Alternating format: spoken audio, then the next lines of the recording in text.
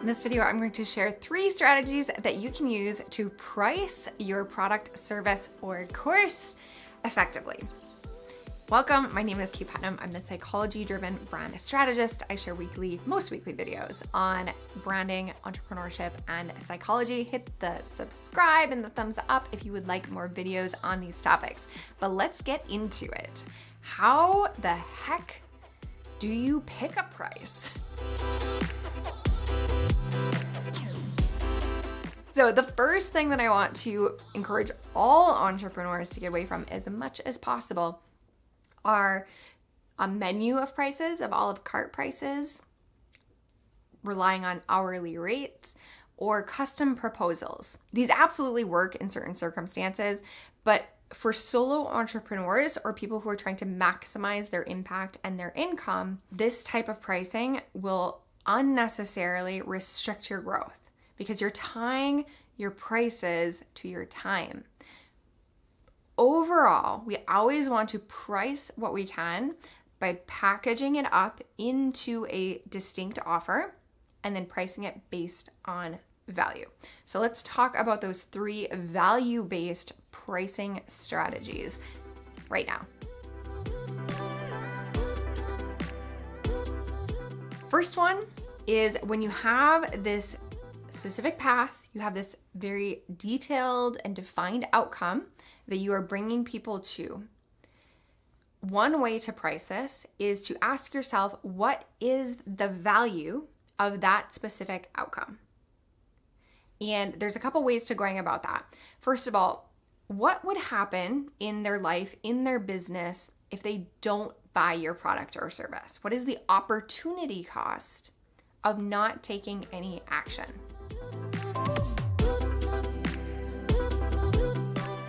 Opportunity cost can be huge. It could mean millions of dollars of missed sales.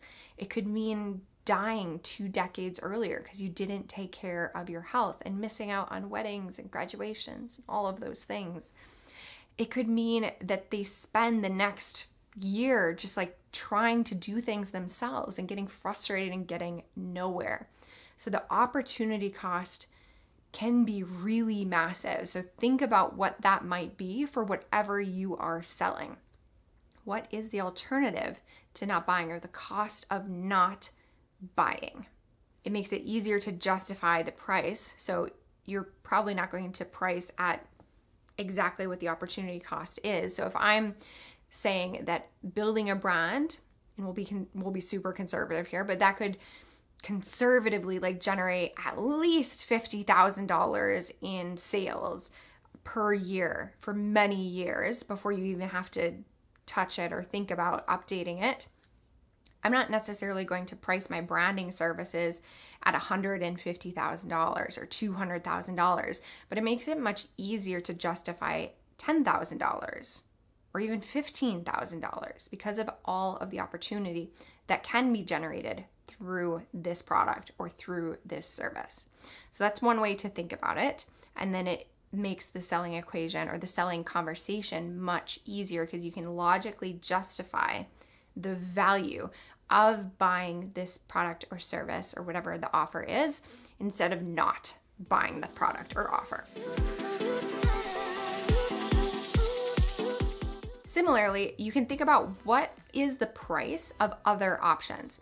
So if somebody is buying, say, my brand new brand course, which is at the time of recording $9.97 if you pay in full, what are some substitutions that that person might be considering at the same time? And one might be to go back to school and get their MBA. So they have this sense that they want to start a business, they want to be educated on how to do it, so they're going to go and get their MBA. Well, an MBA is going to cost at least $20,000 or $30,000, if not $100,000 if you're going to a private university, plus 2 years of your time. So there's some opportunity costs here developing as well. But that substitution is hugely expensive, and it's not even the most direct route to creating the brand.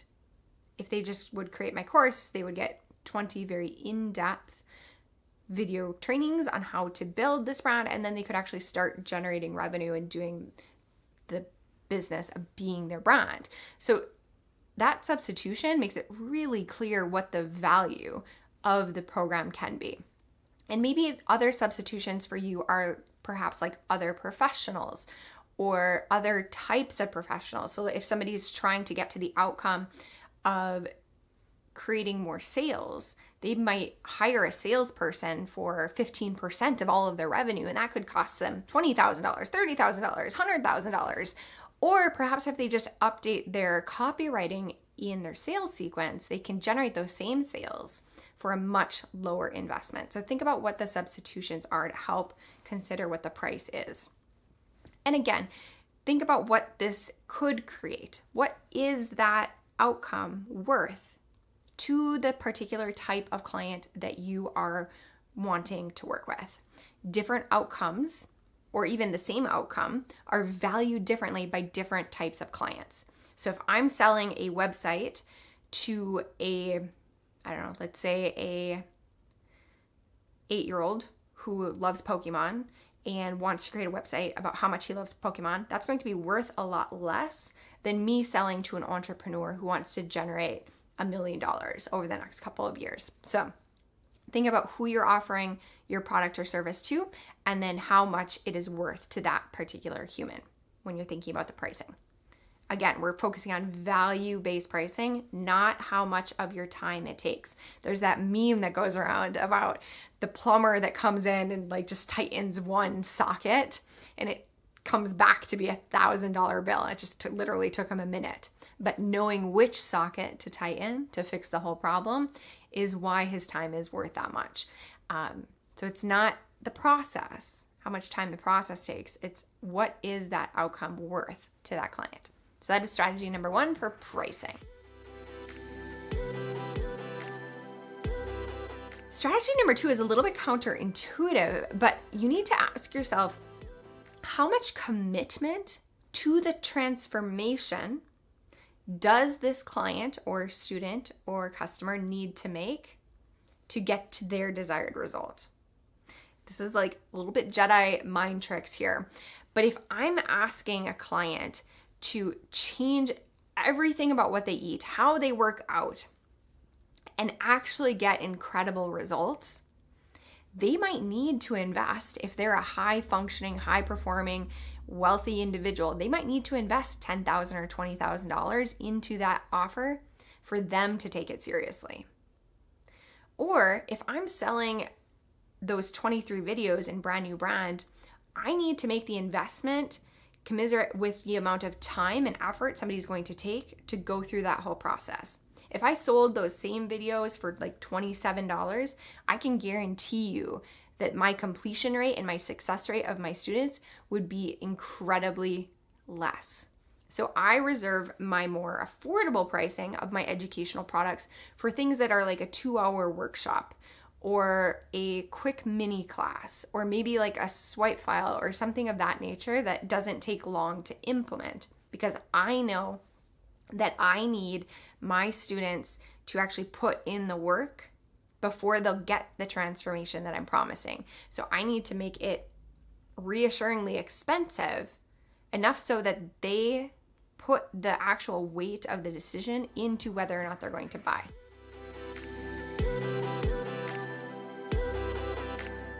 Third strategy for figuring out your pricing is to go about it from the exact opposite route. So this perhaps is more of just like a check and balance. So once we do the other 2 pricing strategies and check those and they work with each other and they're in alignment and in agreement, then we're also going to want to go to the back end of our business and start to crunch some numbers. I like to keep this really simple, and I like to think in months because it's relatively easy for me to understand how many clients I could sell to and service in any given month in any of my products. So I'll list each of my products in a row, and then I will put the price that I'm thinking about for each of those products, and then how many people that I think are attainable and also sustainable for me to sell to in any given month. So I can't have 1,000 one-on-one clients, even though that would be fantastic because my one-on-one service is $5,000 for a VIP day.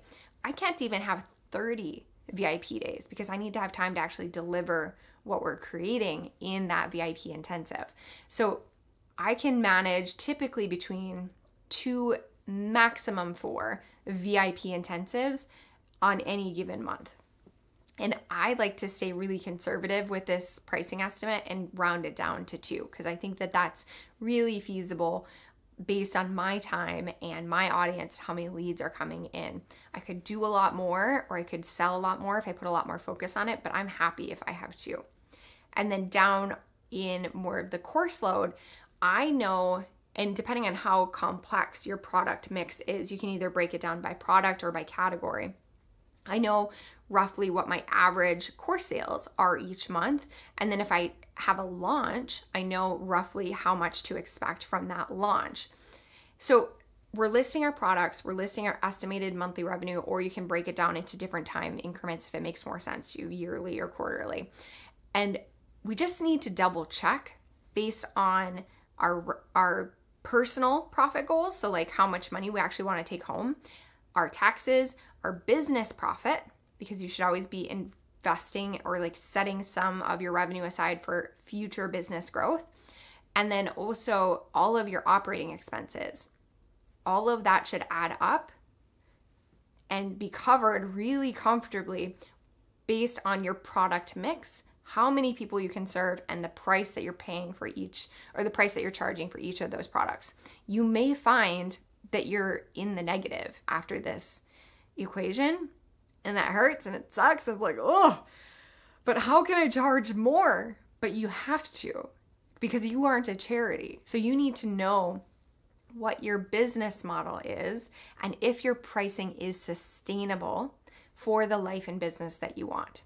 You can choose to perhaps reduce expenses if the equations aren't working out, or one of the easiest ways to just bring in more revenue is to raise your prices and to create perhaps some more space even in your schedule so that you have more time to create other products and services. Because if you're constantly booked out and you're still not bringing home what you desire, or perhaps you were like me when I first started my business and you were bringing home negative amounts of money even though you were completely booked out, it's a clear sign that your pricing needs to change. So the logical side on the service provider or the product creator or the seller needs to make sense as well.